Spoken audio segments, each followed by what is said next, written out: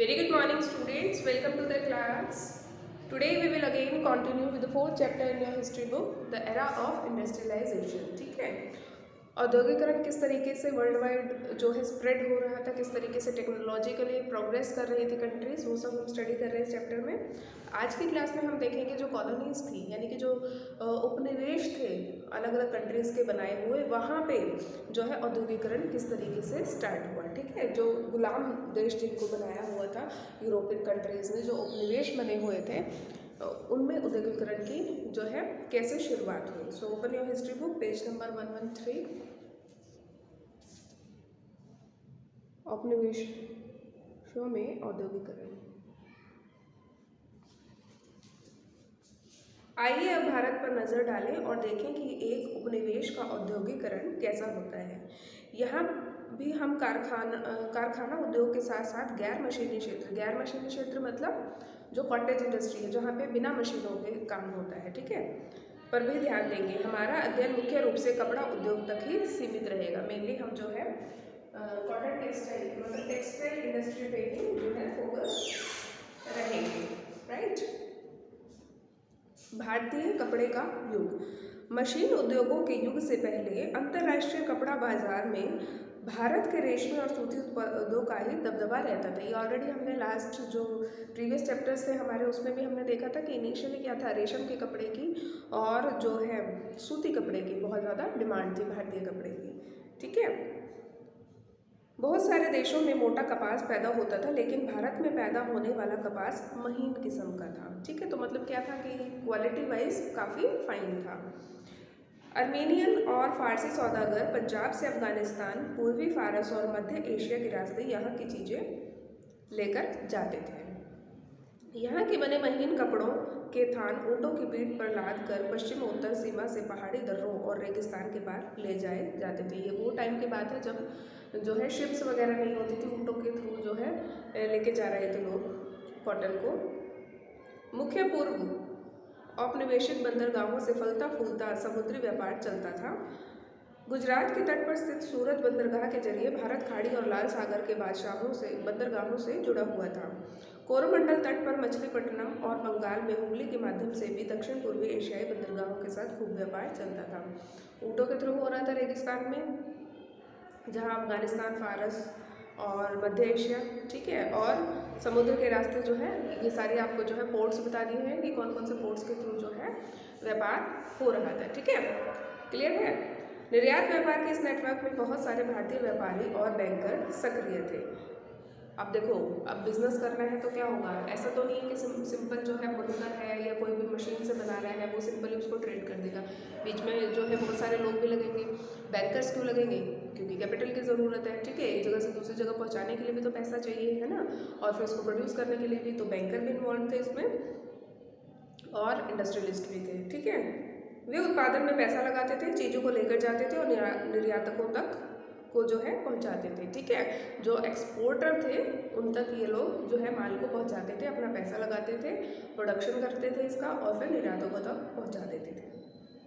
माल भेजने वाले आपूर्ति सौदागरों के जरिए बंदरगाह नगर देश के भीतरी इलाकों से जुड़े हुए थे। बंदरगाह देखो प्रोडक्शन कहाँ हो रहा था, बंदरगाह पे तो नहीं हो रहा था ना, कंट्री के अंदर हो रहा था।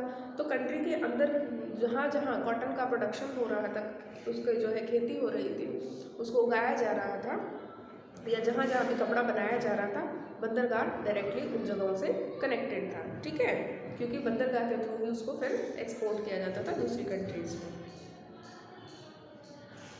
ये सौदागर बुनकरों को पेशगी देते थे। पेशगी होता है एडवांस। बुनकरों से तैयार कपड़ा खरीदते थे और उसे बंदरगाहों तक पहुंचाते थे। ठीक है, इनका मेन काम यही था कि उसको बंदरगाहों तक पहुंचाना। उसके आगे फिर कौन पहुंचाता था, जो एक्सपोर्टर होता था वो पहुंचाता था। बंदरगाह पर बड़े जहाज मालिक और निर्यात व्यापारियों के दलाल कीमत पर मोल भाव करते थे और आपूर्ति सौदागरों से माल खरीद लेते थे। ठीक है, ये लोग जो है बार्गेनिंग करते थे उनसे और फिर उसको जो रेट फिक्स होता था उसमें खरीद के ले जाते थे। 1750 के दशक तक भारतीय सौदागरों के नियंत्रण वाला यह नेटवर्क टूटने लगा था। यूरोपीय कंपनियों की ताकत बढ़ती जा रही थी। पहले उन्होंने स्थानीय दरबारों से कई तरह की रियायतें हासिल की, जैसे वो आए थे व्यापार करने के लिए, तो जो लोकल रूलर थे, ठीक है, उस पर्टिकुलर एरिया के, उससे जो है काफ़ी सारे जो है कंसेशंस इन्होंने जो है एग्री करवा लिए थे यहाँ पे व्यापार करने के लिए, जिनको ये बता रहे हैं कि रियायतें यानी कि कंसेशंस इनको मिल गई थी। और उसके बाद उन्होंने व्यापार पर इजारेदारी अधिकार प्राप्त कर लिए थे, ठीक है, कि हम लोग ही इस चीज़ का व्यापार करेंगे आपके एरिया में। इससे सूरत व हुगली दोनों पुराने बंदरगाह कमजोर पड़ गए। इन बंदरगाहों से होने वाले निर्यात में नाटकीय कमी आई। पहले जिस कर्जे से व्यापार चलता था वह खत्म होने लगा। धीरे धीरे स्थानीय बैंकर दिवालिया हो गए, ठीक है, क्योंकि जो ये कंपनीज थी, फॉरेन कंपनीज थी, ये लोग जो है ज़्यादा इसमें इन्वेस्ट करने लगे थे, ज़्यादा इन्होंने जो है राइट ले लिए थे लोकल रूलर से। तो जो लोकल मर्चेंट्स थे, लोकल जो ये व्यापारी थे, इन लोगों को घाटा होने लगा और धीरे धीरे दोनों बंदरगाहों पे ही काम खत्म होते होते बैंकर्स भी दिवालिया होने लगे।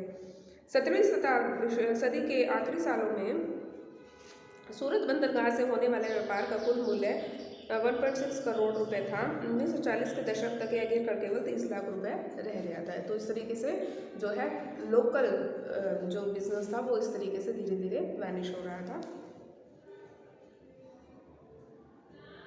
सूरत व हुगली कमजोर पड़ रहे थे और बम्बई व कलकत्ता की स्थिति सुधर रही थी, ठीक है। जो ब्रिटिशर्स थे उन्होंने तो जो बम्बई थी, कोलकाता था, यही तो इनके मेन जो है पोर्ट टाउन थे ना, कोलकाता तो इनकी कैपिटल ही था।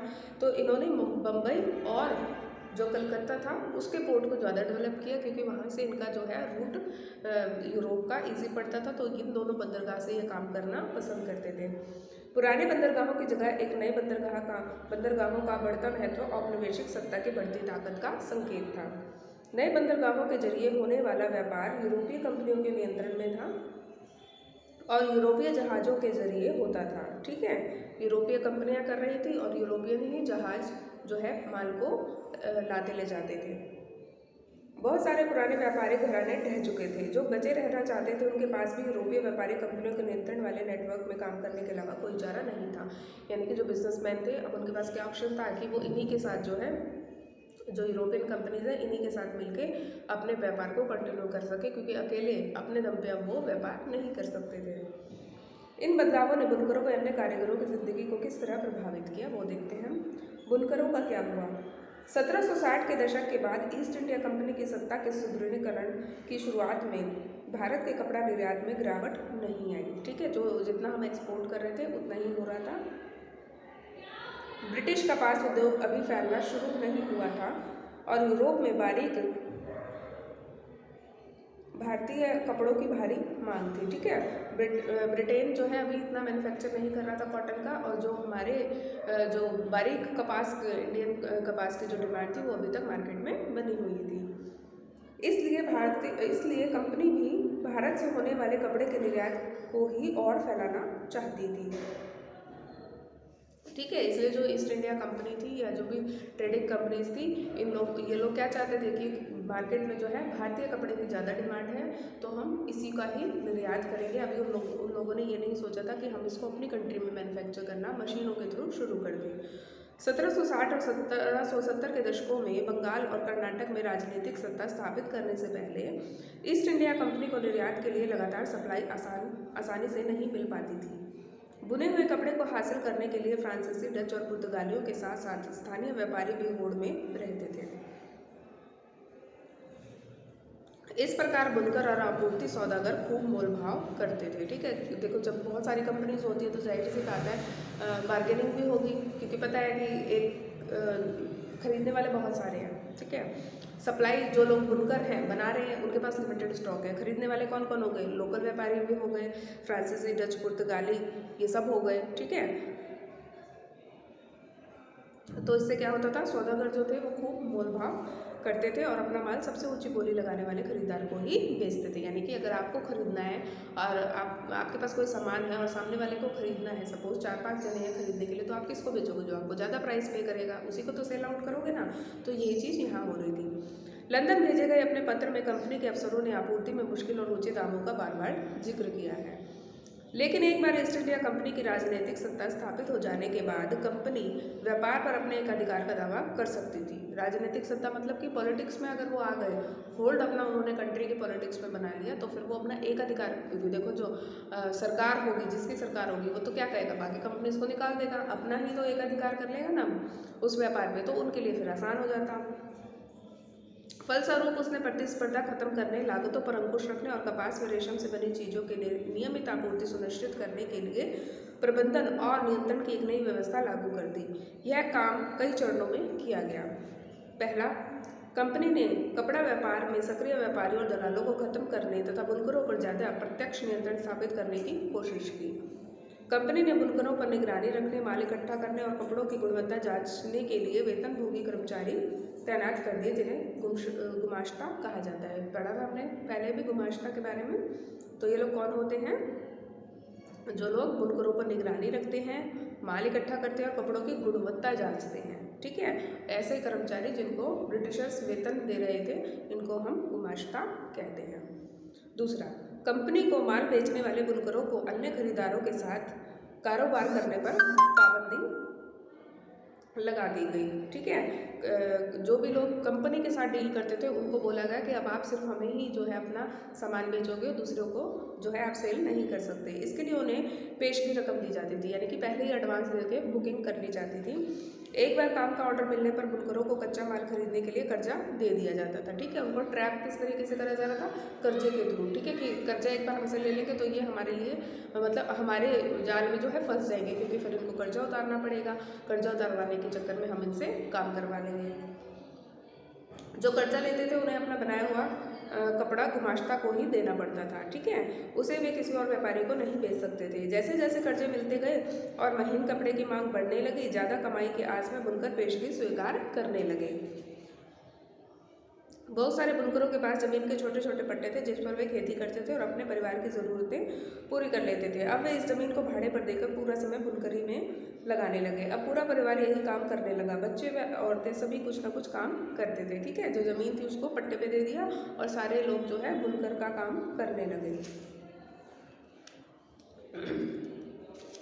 लेकिन जल्दी ही बहुत सारे बुनकर गांवों में बुनकरों और गुमाश्तों के बीच टकराव की खबरें आने लगीं।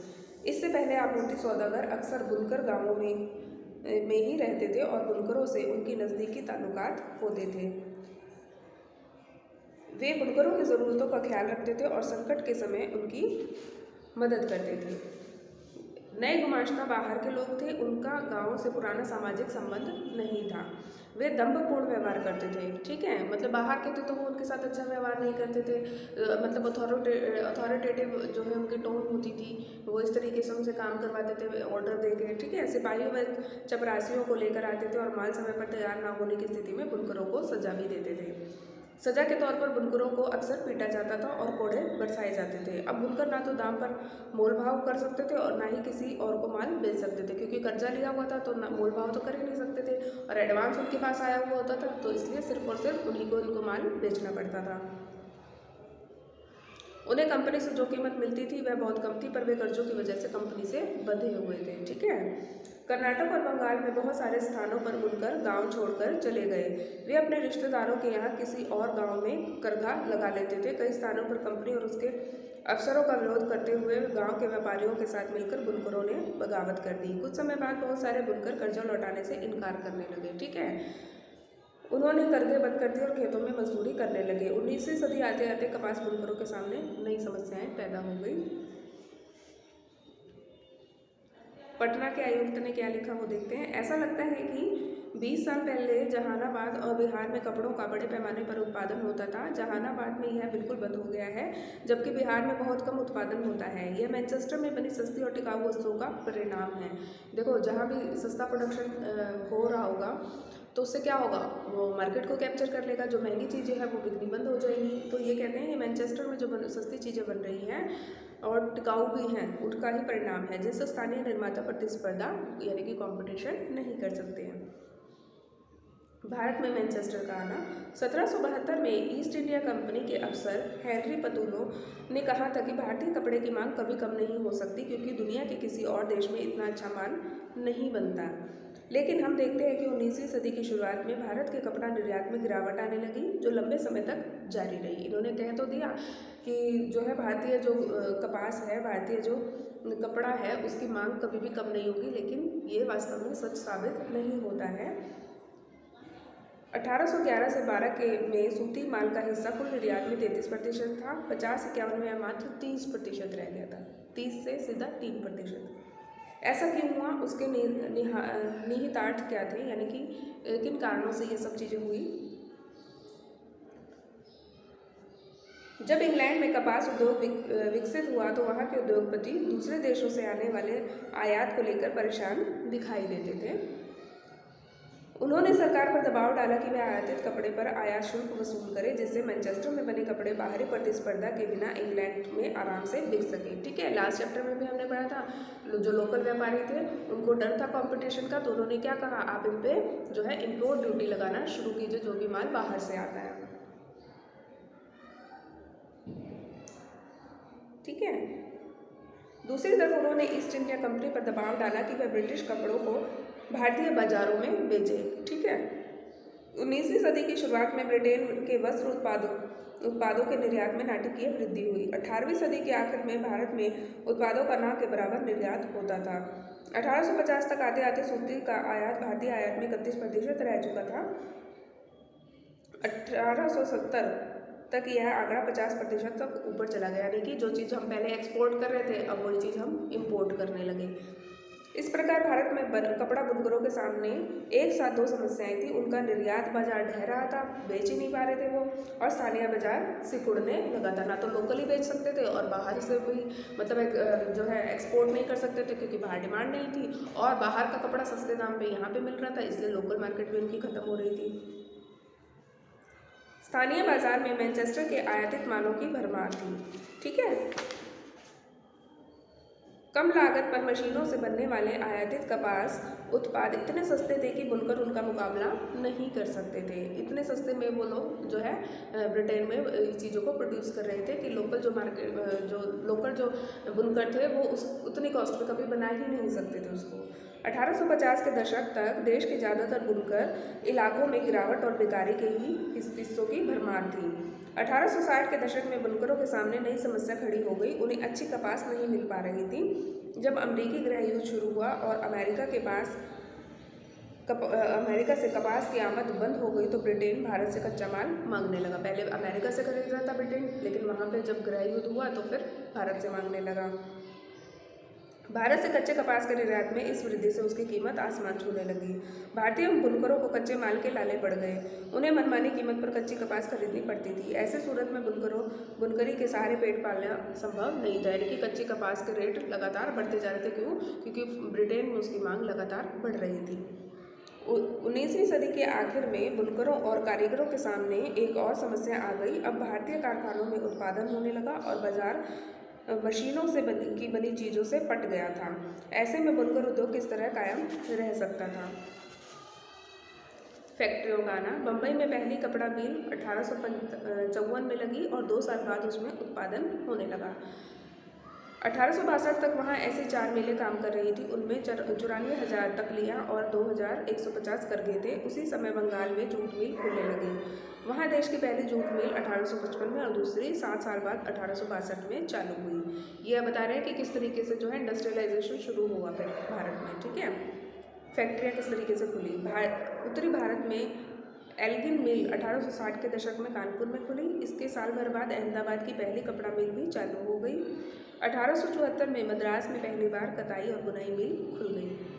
ये उद्योग कौन लगा रहा था, उसके लिए पूंजी कहाँ से आ रही थी, मिलों में काम करने वाले कौन थे। अब देखो, अभी तक हमने क्या देखा कि जो बुनकर थे वो आपको समझ में आया कि किस तरीके से वो वैनिश हो रहे थे, किस तरीके से उनका नुकसान हो रहा था। ठीक है, पहले तो बहुत ज़्यादा डिमांड थी उनकी। ठीक है, लेकिन फिर क्या होता है, जैसे ही मैनचेस्टर में जो है कपड़ा बनने लगता है, उसके बाद धीरे धीरे, पहले तो ये था कि डायरेक्ट सेल करते थे। ठीक है, भारतीय बुनकर किनको बेच देते थे, जो लोग एक्सपोर्ट करते थे, जो बिचौलिया थे, सौदागर थे। ठीक है, उसके बाद जब फॉरेन कंट्रीज़ की कंपनीज जो है इंडिया में आने लगी, चाहे वो पुर्तगीज़ थे, डच थे, ब्रिटिशर्स थे, कोई भी थे, उसके बाद धीरे धीरे उन लोगों को जो है कंपटीशन फेस करने लगा। ब्रिटेन ने क्या टेक्निक यूज़ करी कि उसने बुनकरों को कर्जा देकर और उनको जो है पेश की, यानी कि एडवांस देकर अपने चंगुल में फंसाना शुरू किया। अब एक बार जिससे आप कर्जा ले लोगे तो दोबारा आपको क्या होगा, उसी के लिए जिससे एडवांस लिया है पहली बात उसको उसी का माल आपको जो है उतनी क्वांटिटी में उसको देना पड़ेगा। अगली बार क्या हुआ, उसने आपको कर्जा दे दिया। अब कर्जा जिससे लिया है तो आपको उसका कर्जा चुकाने के लिए बदले में उसको जो है उसका काम करके देना पड़ेगा। तो इस तरीके से भारतीय बुनकरों को जो ब्रिटिशर्स थे उन्होंने अपने जाल में फंसाया। और जब ब्रिटेन में कपड़ा उद्योग विकसित होने लगा तो धीरे धीरे भारतीय कपड़े की मांग गिरते गिरते सिर्फ 38 से 3% रह गई। ठीक है, और फैक्ट्रियाँ किस तरीके से भारत में सेटअप हुई ये सब हम अपनी नेक्स्ट क्लास में करेंगे। यहाँ तक आप पढ़ के आएंगे।